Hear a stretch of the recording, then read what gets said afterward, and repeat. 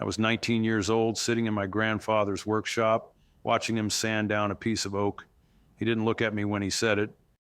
He just kept moving his hands in those slow, deliberate circles, and he spoke like he was talking to the wood, not to me. He said, "Boy, your body will always tell you the truth before your mind catches up. Learn to listen to it, or you'll spend your whole life running from yourself." I nodded. I said, "Yes, sir." And then I walked out of that workshop and spent the next 57 years proving him right by ignoring every single word. I'm 76 years old now. My grandfather has been gone for 40 years, and I would give everything I own to go back to that workshop, to that moment, to that piece of oak, and ask him to say it again. Not because I didn't hear him, but because I didn't believe him. I thought wisdom came from books, from degrees, from logic and planning and control. I didn't know that my body was keeping a record of every lie I told myself. I didn't know that ignoring those records would cost me my health, my marriage, my peace, and nearly my life. So let me tell you what happens when you spend a lifetime ignoring the one advisor who never lies to you. The first time my body tried to tell me the truth, I was 23. I had just accepted a job at a law firm. Good salary, prestigious name, everything my parents wanted for me. The morning of my first day, I woke up with my stomach in knots. I barely made it to the bathroom. I was sweating, shaking, nauseous. And I told myself it was just nerves, excitement, first day jitters. But it wasn't excitement. Excitement doesn't make you want to crawl back into bed and disappear. That was my body screaming at me. It was saying, "This is wrong. This path is wrong. You are about to spend years of your life in a place that will hollow you out." But I didn't speak body language yet. I only spoke logic. And logically, this job made perfect sense. So I ignored the knots. I swallowed some antacid and I went to work. And you know what happened? The knots became my new normal. Every Sunday night, my stomach would tighten. Every morning, I'd feel that low-grade nausea. My body was trying to save me, and I called it acid reflux. I treated the symptom and ignored the message. I stayed at that firm for 18 years. 18 years of my stomach begging me to leave. By the time I finally quit, I had developed an ulcer, chronic migraines, and a prescription for 3 different medications. My body had been whispering for 2 decades. When I wouldn't listen, it started shouting. And when I still wouldn't listen, it started breaking down. Here's what I know now that I wish I knew then. When your body tightens, when your chest constricts, when your stomach turns, when you can't sleep the night before something, that is not weakness. That is not nervousness. That is information. Your body is an early warning system. And most of us have learned to shut it off because we've been taught that feelings are inconvenient, that intuition is irrational, that we should push through discomfort. But there's a difference between the discomfort of growth and the discomfort of betrayal. Growth feels like stretching. Betrayal feels like shrinking. And if you pay attention, your body knows the difference long before your brain is willing to admit it. If your body tenses every time a certain person's name appears on your phone, that's not random.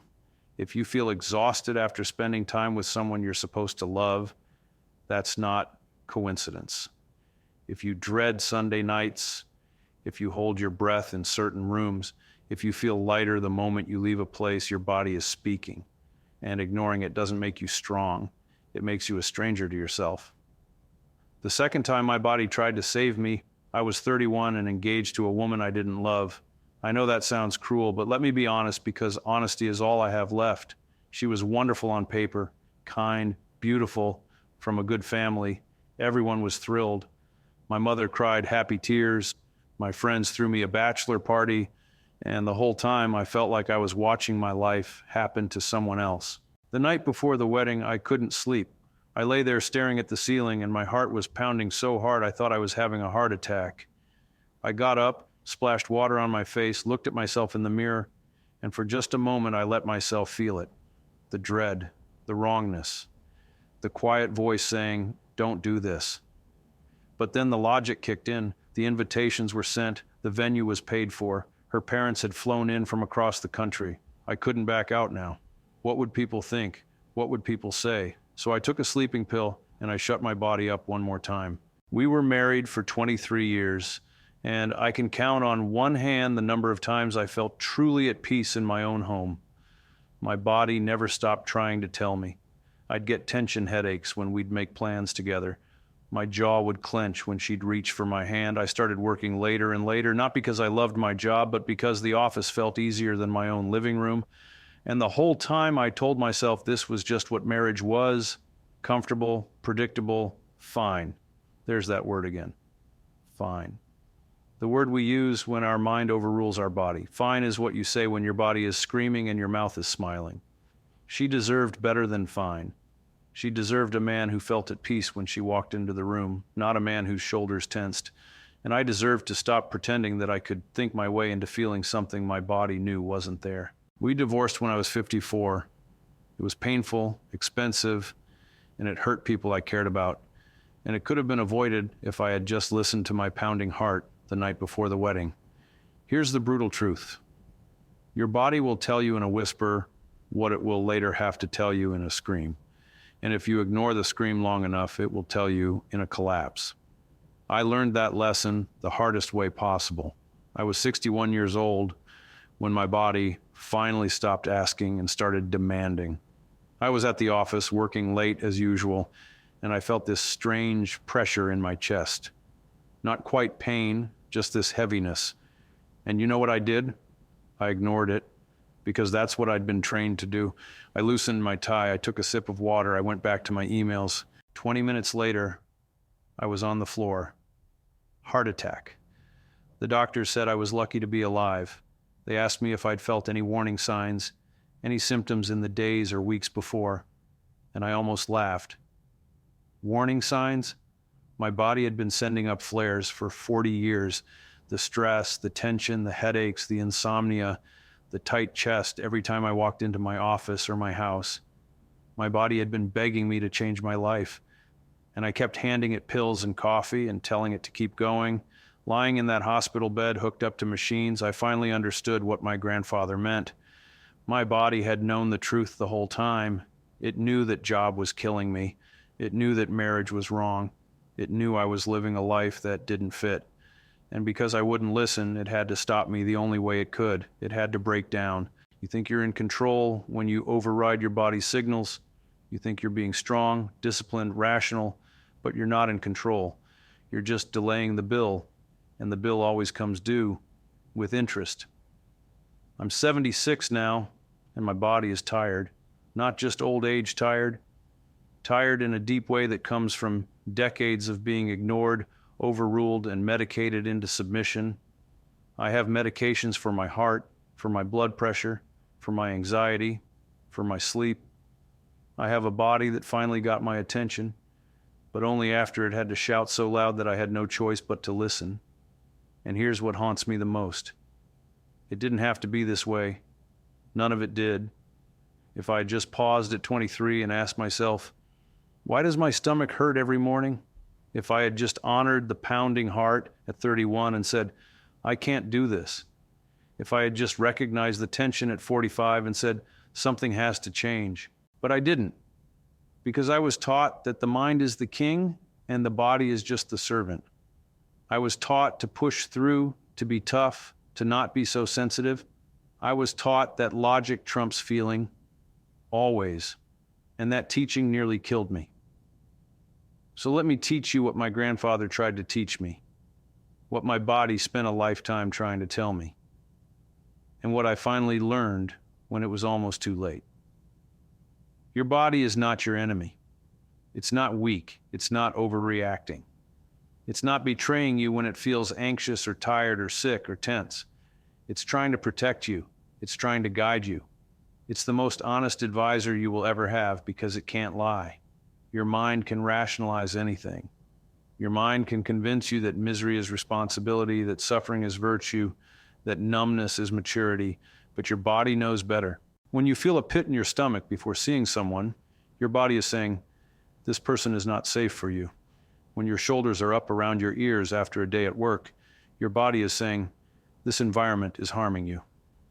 When you can't fall asleep no matter how tired you are, your body is saying, you're not at peace and I won't let you rest until you address it. These are not problems to be fixed with pills or breathing exercises or positive thinking. They are messages to be honored, and when you ignore them, you don't make them go away. You just force your body to speak louder. The tension becomes chronic pain. The pit in your stomach becomes an ulcer. The sleepless nights become a breakdown. The whisper becomes a scream, becomes a collapse. I watch young people now and I see myself everywhere. I see the woman who takes ibuprofen every day for headaches but never asks why her head is hurting. I see the man who drinks every night to unwind but never questions why he's so tightly wound in the first place. I see people popping antacids, sleeping pills, anxiety meds, all to silence the body instead of listening to it. And I want to grab them by the shoulders and say, stop medicating the message. Stop treating your body like it's broken when it's actually trying to save you. Your body is not the problem. The life that's hurting your body is the problem, and you can't pill your way out of a life that doesn't fit. Now, I know what some of you are thinking, but I have responsibilities. I have bills to pay. I have people depending on me. I can't just quit my job because my stomach hurts. I can't just leave my marriage because I feel tense. And I understand. I do. I told myself the same things for decades. But here's the question I wish I'd asked myself. What's the cost of staying? Not just the financial cost or the social cost, but the cost to your body, your spirit, your life. Because responsibilities don't disappear when you have a heart attack. Bills don't pause when you collapse. The people depending on you still need you, but now you're broken. You think you're being responsible by pushing through. But what you're actually doing is gambling with the only body you'll ever have. You're making withdrawals from an account that doesn't have unlimited funds. And the statement comes due eventually. I'm not saying quit your job tomorrow. I'm not saying blow up your life. What I'm saying is start listening. Start paying attention. Start treating your body's signals as valuable data, not inconvenient noise. If you feel dread, ask why.